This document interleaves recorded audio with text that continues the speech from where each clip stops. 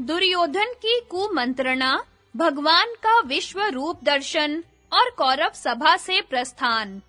वैशंपायन जी कहते हैं, माता के कहे हुए इन नीति युक्त वाक्यों पर दुर्योधन ने कुछ भी ध्यान नहीं दिया और वह बड़े क्रोध से सभा को छोड़कर अपने दुष्ट बुद्धि मंत्रियों के पास चला आया। फिर दुर्योधन, कर्ण, शकुनी और दुशासन इन चारों ने मिलकर यह सलाह की कि देखो, यह कृष्ण राजा धृतराष्ट्र और भीष्म के साथ मिलकर हमें कैद करना चाहता है, सो पहले हम ही लोग इसे बलात् कैद कर लें। कृष्ण को कैद हुआ सुनकर पांडवों का सारा उत्साह ठंडा पड़ जाएगा और वे किंग कर्तव्य विमूढ़ हो जाएंगे। सात्यकी इशारे से ही दूसरों के मन की बात जान लेते थे। वे तुरंत ही उनका भाव ताड़ गए और सभा से बाहर आकर कृतवर्मा से बोले, शीघ्र ही सेना सजाओ और जब तक मैं इनके कुविचार की श्री कृष्ण को सूचना दूं, तुम स्वयं कवच धारण कर सेना को व्यूह रचना की रीति से खड़ी करके सभा भवन के द्वार पर आ जाओ। फिर सिंह जैसे गुफा में जाता है, उसी प्रकार सभा में जाकर उन्होंने श्री कृष्ण से उनका वह कुविचार कह दिया।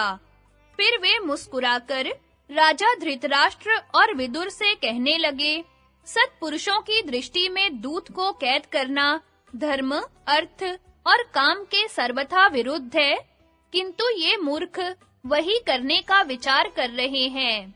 इनका यह मनोरथ किसी प्रकार पूरा नहीं हो सकता।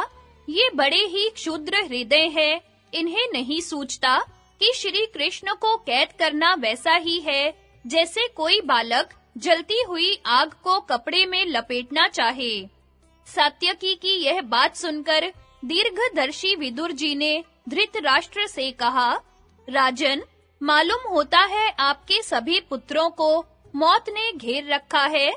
इसी से वे न करने योग्य और अपयश की प्राप्ति कराने वाला काम करने पर कमर कसे हुए हैं।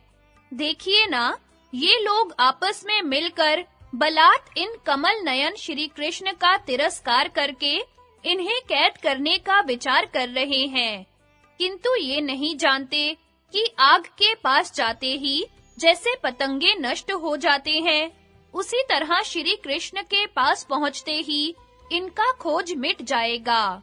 इसके बाद श्री कृष्ण ने धृतराष्ट्र से कहा, राजन, यदि ये क्रोध में भरकर मुझे कैद करने का साहस कर रहे हैं, तो आप जरा आज्ञा दे दीजिए, फिर देखें ये मुझे कैद करते हैं या मैं इन्हें बांध लेता हूँ। अच्छा, यदि मैं इसी समय इन्हें और इनके अनुयायियों को बांधकर पांडवों को सौंप दूं, तो मेरा यह काम अनुचित तो नहीं होगा। राजन, मैं आपके सब पुत्रों को आज्ञा देता हूँ, दुर्योधन की जैसी इच्छा है वह वैसा करके देखे।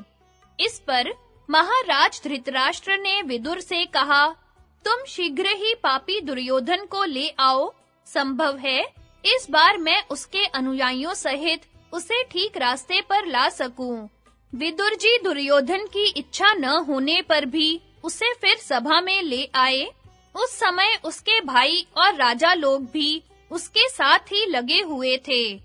तब राजा धृतराष्ट्र ने उससे कहा, क्यों रे कुटिल दुर्योधन, तू अपने पापी साथियों के साथ मिलकर एकदम पाप कर्म करने पर ही उतारू हो गया है। याद रख, तुझ जैसा मूढ़ और कुल कलंक पुरुष जो कुछ करने का विचार करेगा वह कभी पूरा नहीं होगा। उससे सत्पुरुष तेरी निंदा करेंगे। कहते हैं तू अपने पापी साथियों से मिलकर इन श्री कृष्ण को कैद करना चाहता है, सो इन्हें तो इंद्र के सहित सब देवता भी अपने काबू में नहीं कर सकते। तेरा यह दुस्साहस तो ऐसा है जैसे कोई बालक चंद्रमा को पकड़ना चाहे। मालूम होता है तुझे श्री केशव के प्रभाव का कुछ भी पता नहीं है। अरे जैसे वायु को हाथ से नहीं पकड़ा जा सकता और पृथ्वी को सिर पर नहीं उठाया जा सकता, वैसे ही श्री कृष्ण को कोई बल से नहीं बांध सकता। इसके बाद विदुर जी बोले, दुर्योधन, तुम मेरी बात सुनो। देखो, श्री कृष्ण को कैद करने का विचार नरकासुर ने भी किया था, किंतु सब दानवों के साथ मिलकर भी वह ऐसा नहीं कर सका। फिर तुम इन्हें अपने बलबूते पर पकड़ने का साहस कैसे करते हो? इन्होंने बाल्यावस्था में ही पूतना और बकासुर को मार डाला था, गोवर्धन पर्वत को हाथ पर उठा लिया था तथा अरिष्टासुर, धेनुकासुर, चाणूर, केशी और कंस को भी धूल में मिला दिया था। इनके सिवा ये जरासंध, दंतवक्त्र, शिशुपाल, बाणासुर तथा और भी अनेकों राजाओं को नीचा दिखा चुके हैं। साक्षात वरुण, अग्नि और इंद्र भी इनसे हार मान चुके हैं। अपने अन्य अवतारों में ये मधुकैटभ और हयग्रीवादी अनेक दैत्यों को पछाड़ चुके हैं। ये संपूर्ण प्रवृत्तियों के प्रेरक हैं, किंतु स्वयं किसी की भी प्रेरणा से कोई काम नहीं करते। ये ही सकल पुरुषार्थों के कारण है। ये जो कुछ करना चाहे वही काम अनायास कर सकते हैं। तुम्हें इनके प्रभाव का पता नहीं है। देखो, यदि तुम इनका तिरस्कार करने का साहस करोगे तो उसी प्रकार तुम्हारा नाम निशान मिट जाएगा, जैसे अग्नि में गिरकर पतंगा नष्ट हो जाता है। विदुर जी का वक्तव्य समाप्त होने पर भगवान कृष्ण ने कहा, दुर्योधन, तुम जो अज्ञानवश यह समझते हो कि मैं अकेला हूँ और मुझे दबाकर कैद करना चाहते हो, सो याद रखो, समस्त पांडव और वृष्णि तथा अंधक वंशीय यादव भी यही हैं। वे ही नहीं, आदित्य, रुद्र, वसु और समस्त महर्षि गण भी यही मौजूद हैं। ऐसा कहकर शत्रु दमन श्री कृष्ण ने अट्टहास किया। बस तुरंत ही उनके सब अंगों में बिजली सी कांति वाले अंगुष्ठाकार सब देवता दिखाई देने लगे। उनके ललाट देश में ब्रह्मा, वक्षः स्थल में रुद्र, भुजाओं में लोकपाल और मुख में अग्निदेव थे। आदित्य, साध्य, वसु, अश्विनी कुमार, इंद्र के सहित मरुदगण, विश्वे देव तथा यक्ष, गंधर्व और राक्षस, ये सब उनके शरीर से अभिन्न जान पड़ते थे। उनकी दोनों भुजाओं से बलभद्र और अर्जुन प्रकट हुए। उनमें धनुर्धर अर्जुन दाहिनी ओर और हलधर बलराम बाईं ओर थे। भीम, युधिष्ठिर और नकुल सहदेव उनके पृष्ठ भाग में थे तथा प्रद्युम्न आदि अंधक और वृष्णि वंशी यादव अस्त्र शस्त्र लिए उनके आगे दिख रहे थे। उस समय श्री कृष्ण के अनेकों भुजाएं दिखाई देती थी।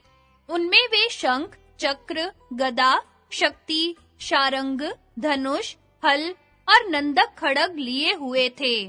उनके नेत्र, नासिका और कर्ण रंध्रों से बड़ी भीषण आग की लपटें तथा रोम कूपों में से सूर्य की सी किरणें निकल रही थी। श्री कृष्ण के इस भयंकर रूप को देखकर सब राजाओं ने भयभीत होकर नेत्र मूंद लिए। केवल द्रोणाचार्य, भीष्म, विदुर, संजय और ऋषि लोग ही उसका दर्शन कर सके, क्योंकि भगवान ने उन्हें दिव्य दृष्टि दे दी थी।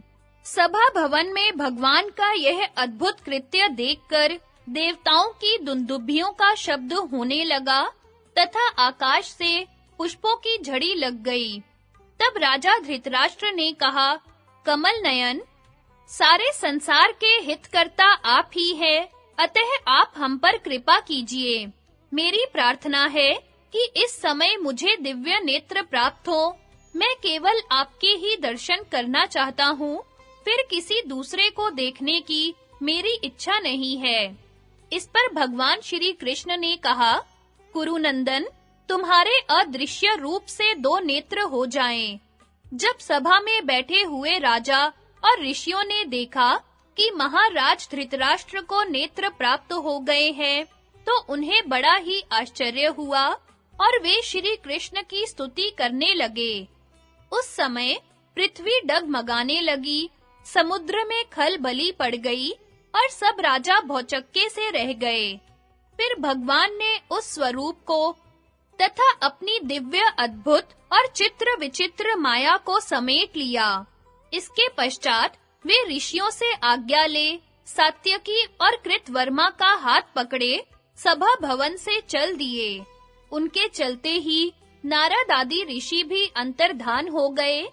श्री कृष्ण को जाते देख राजाओं के सहित सब कौरव भी उनके पीछे-पीछे चलने लगे, किंतु श्री कृष्ण ने उन राजाओं की ओर कुछ भी ध्यान नहीं दिया।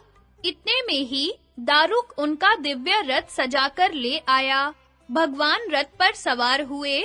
उनके साथ ही महारथी कृतवर्मा भी चढ़ता दिखाई दिया। इस प्रकार जब वे जाने लगे तो महाराज धृतराष्ट्र ने कहा, जनार्दन, पुत्रों पर मेरा बल कितना काम करता है, यह आपने प्रत्यक्ष ही देख लिया। मैं तो चाहता हूँ कि किसी प्रकार कौरव पांडवों में मेल हो जाए और इसके लिए प्रयत्न भी करता हूँ।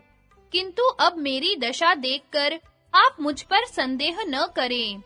इस पर भगवान कृष्ण ने राजा धृतराष्ट्र, द्रोणाचार्य, भीष्म, विदुर, कृपाचार्य और बाहलीक से कहा, इस समय कौरवों की सभा में जो कुछ हुआ है, वह आपने प्रत्यक्ष देख लिया, तथा यह बात भी आप सबके सामने की ही है कि मंद बुद्धि दुर्योधन किस प्रकार फुनक कर सभा से चला गया था।